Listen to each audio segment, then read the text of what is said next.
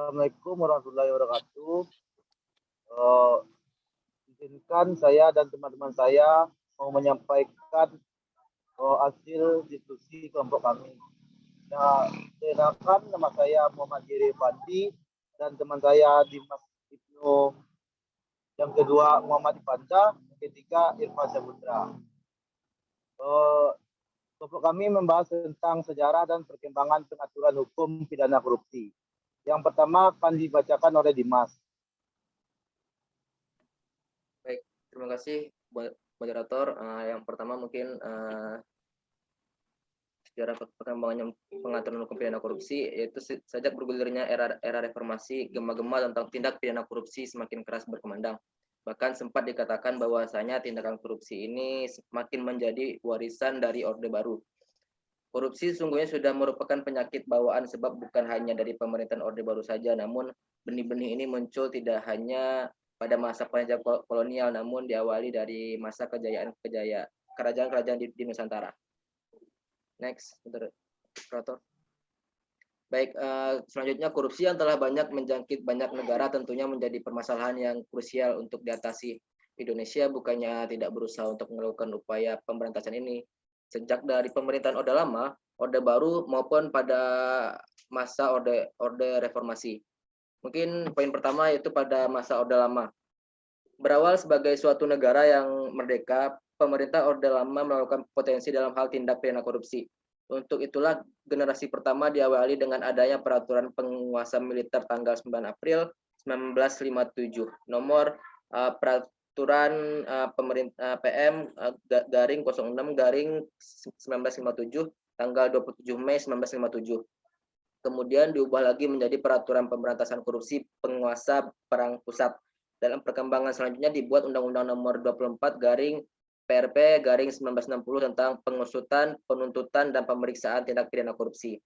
Yang mengambil alih rumusan delik peraturan penguasa perang tersebut, tetapi sistem preventifnya tidak diambil alih seperti pendaftaran harta benda dan gugatan perdata. Amos 135.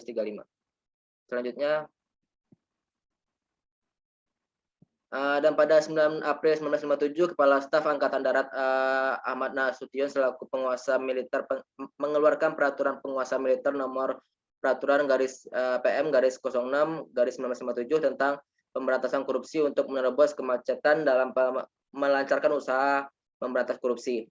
Penguasa militer kemudian juga mengeluarkan peraturan nomor PRT garing peraturan militer garing 08 garing 1957 tentang pemilikan harta benda yang memberikan wewenang kepada penguasa militer untuk menyelidiki harta benda setiap orang atau badan yang kekayaannya diperoleh secara mendadak dan mencurigakan.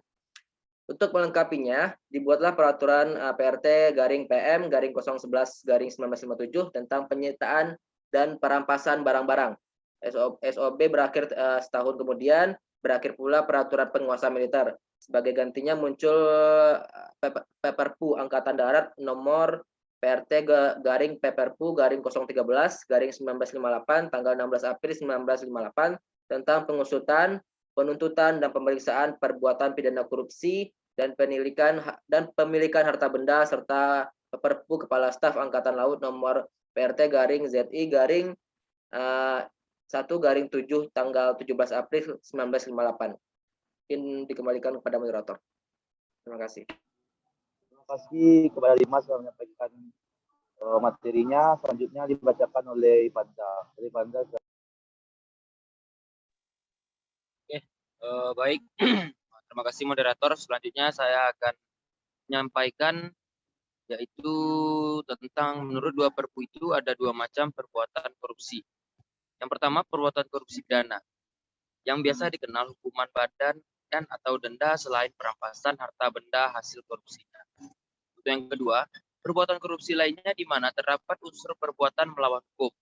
Hukumnya tak diancam dengan hukum pidana melainkan pengadilan tinggi bisa merampas harta benda hasil perbuatan korupsi. Pada 9 Juni 1960,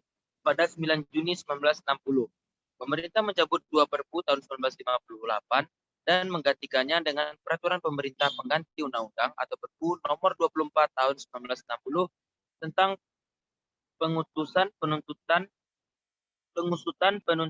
dan pemeriksaan tindak pidana korupsi.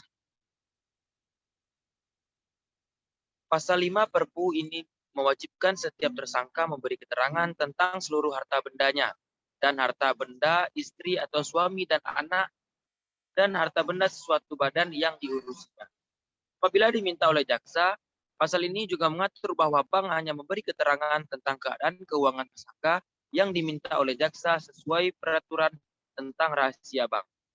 Karena parlemen belum mensahkan hingga 31 Desember 1960 melalui Undang-Undang Nomor 1 Tahun 1961, Presiden memutuskan bahwa sejak 1 Januari 1961 Perpu ini menjadi Undang-Undang Nomor 24 PRP tahun 1960.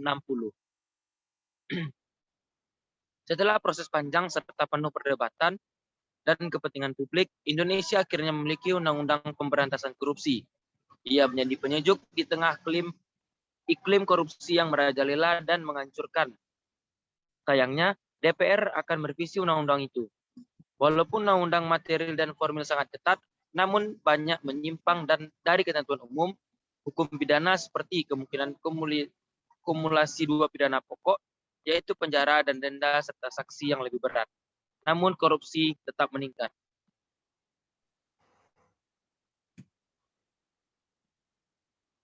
Oke, mungkin cukup. Saya kembalikan kepada moderator.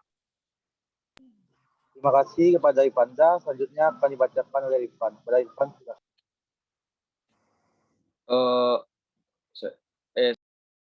Mas.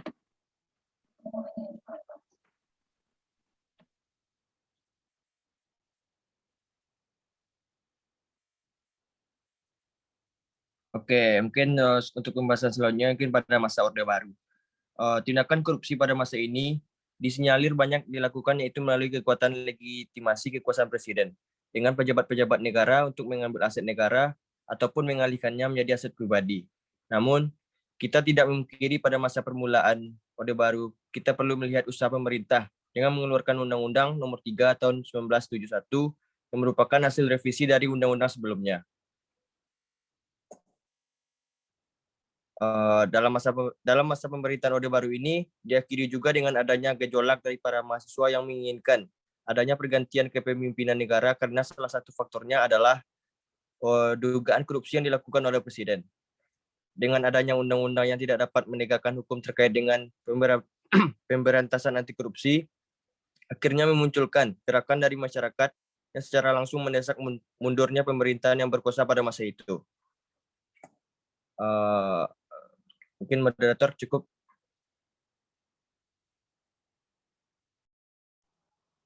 Terima kasih kepada Ivan. Selanjutnya akan dilanjutkan sama saya sendiri.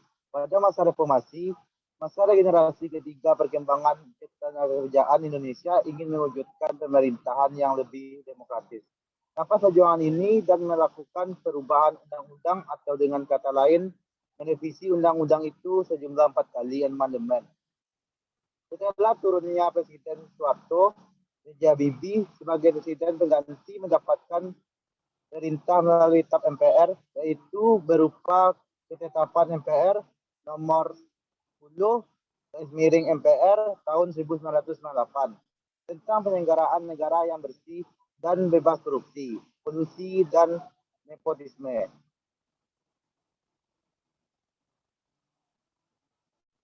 Salah satu dasar pertimbangan dikeluarkannya TAP MPR ini dalam bahwa dalam penyelenggaraan dengan negara telah terjadi praktek-praktek usaha yang lebih menguntungkan sekelompok tertentu yang melakukan tindak pidana korupsi, kolusi, dan nepotisme yang melibatkan para pejabat negara dan para pengusaha.